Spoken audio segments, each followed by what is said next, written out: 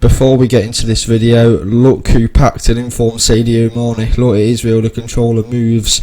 It's nothing fake at all. It came in a free pack. I'm not having anybody on, it's not a prank or anything, it is real. Look. So that's that. Let's go over and let's get into the Portsmouth career mode. Hey guys, and welcome back to an episode of my Portsmouth career mode. Today this is episode 5.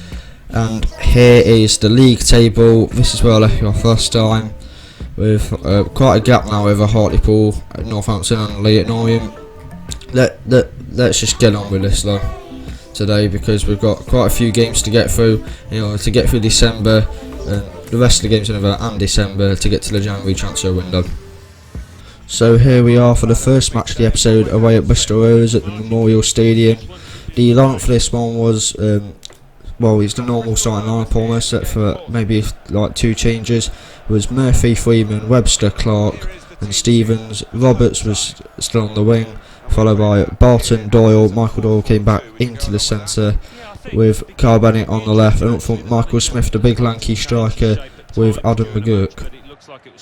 One thing that really annoyed me in this game was that Bristol Rovers got away with so many fouls, including this one earlier on. That was the first one. Foul on Adam Barton, he's clean for on goal, and Adam Barton had to come off for that because he was injured. There he is, just there, and that really annoyed me. And it was a continuing pattern throughout the game. Bristol Rovers got away with virtually everything. They got away with murder. It was so ridiculous. And as you will see later on in the match, I just took it out on them.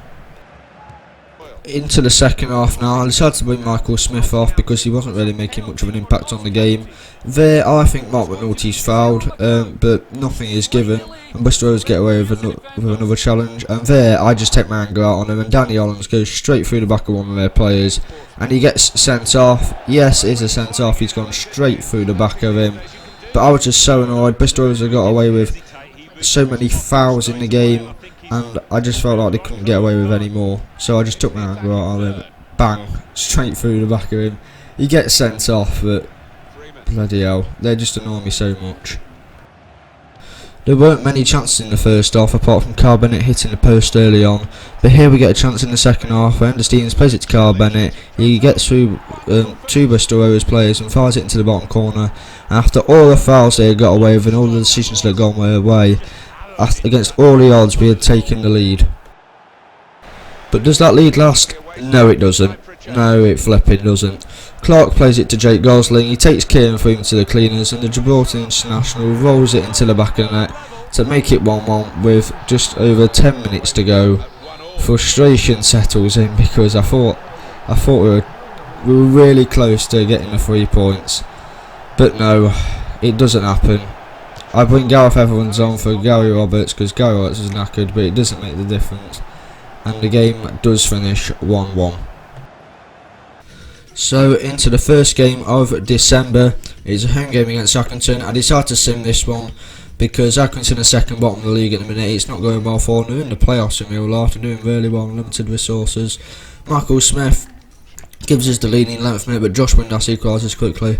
And also I simulated this game because I just want to get through the career mode a bit quicker so I can get to the January transfer window.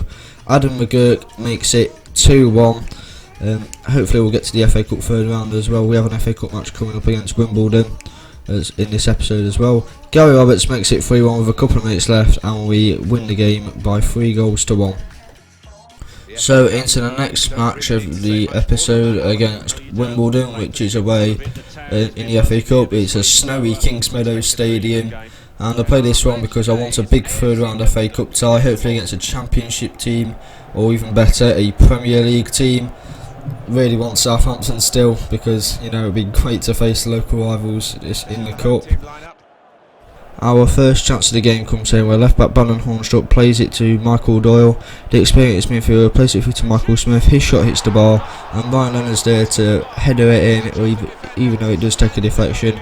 I decided to play Brandon Hornstruck because Ender Stevens says he wants 3 up to it, and I felt like I needed at least to give at least one youngster a run, at least to go in the first team, whether that be 1 match, 5 matches, or any, just to like try and get their rating up and develop them as a player. So here Wimbledon get one of their best attacks of the game, where Jake Weaves, Lil Taylor and Adebayo Akinfenwa played some good passes together. Akinfenwa plays it through to Lil Taylor, and his first time shot is saved by Brian Murphy. So in the 74th minute here we get a throw in where Carl Bennett, Ryan Leonard and Michael Doyle link up well. Michael Doyle tries to get into the Wimbledon box but he's tackled, but Wimbledon mess around with it and McNulty shot is saved, and there's Gareth Evans, the substitute, for one of the easiest tap-ins I'll ever have. And we are 2-0 up with only a couple of minutes to go.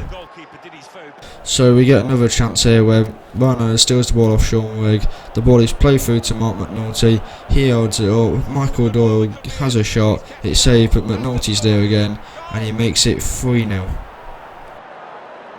But we aren't finished there yet. Gareth Evans gets given the ball. He runs down the wing. He evades the challenge of Callum Kennedy. His cross isn't the best. Ryan Leonard heads it on. That was supposed to be a shot by Carl Bennett. But what about that for a finish by Mark McNulty? One touch, bang, on the half volley into the back of the net, and it makes it 4-0, and we are going through to the third round of the FA Cup. So here, back into league action now with an away match against Dagenham and Redbridge. It's sad to send this one because Dagenham are bottom of the league, not just in the game though, but they are bottom of the league obviously in real life as well. But sadly in this game, the curse of senior game whilst you're away from home strikes again, and we don't come out with the 3 points, which is really disappointing because we should be winning against the teams near the bottom of the league. The Dagenham take the lead, but we equalise quickly. I think the rest of the game it finishes 1-1, a disappointing result. So into the next game at a foggy Fratton Park at home to Mansfield. Nathaniel Knight-Purcell at last got a game at centre back. He's been arguing for quite a long time that he's wanted to leave as well, but Adam Webster was injured, so I decided to put him in. I just completely forgot about Christian Burgess. I think he was suspended for the last couple of games. I just forgot to put him back in. But anyway, let's just hope we get a 3 points at home. Here's one of our first chances of the game where the ball is clear from Mansfield free kick. McGurk plays the ball out to Carl Bennett. He does well and returns the ball back to Adam McGurk, and there's Ryan Leonard to put us 1-0 up after some very poor Mansfield defending. Into the second half, yep, that just shows how good the first half was, wasn't it? Adam McGurk is put the ball by Michael Doyle and he plays it through to Michael Smith. He holds off Mal Benning and places it into the back net to make it 2-0. And he's really improved his game over the last couple of months because he played really poorly against Bristol Rovers, but he played well against Wimbledon. He scored against Accrington, and now he's treated himself to a goal against Mansfield. So in the 71st minute here we get another chance. Kieran Freeman plays it to Guy Roberts. It's 4-on-2. He plays it to Adam McGurk. A stylish headish into the top corner. It makes it 3-0, and the game is now beyond Mansfield. But Mansfield did have a chance to get one back before the end. Shea Ojo plays it to Christian Pearce. He chips it over the top for Adam Chapman, and his header hits the post, but we don't clear it. But Jack Thomas absolutely smashes it into the away end. The chance is gone, and the game does finish 3-0. So into our next game away at Notts County. I decided to sim this one because Notts are the team I support. I actually thought this would be quite a difficult game because Notts are actually good on this game, unlike in real life where they can't win at all. But the game doesn't live up to its hype. Not much really happens for the first 40 minutes or so until just before half time. Adam McGurk scores a penalty and we go on from there, and Mark McNulty puts us 2-0 up just before the hour mark, and we will go on to win this game 2-0 and extend our lead at the top of League 2. But just 2 days after that we have another game. This time it's away at Morecambe. I decided to change the team around a bit because as I said, it's 2 days after the game against Notts. Tom Hitchcock gets his first start on loan from MK Dons. Knight-Purcell and Burgess play at centre back, but as like the Notts game, nothing really happens to the first 40 minutes or so. So I decided to sim to the end of the game.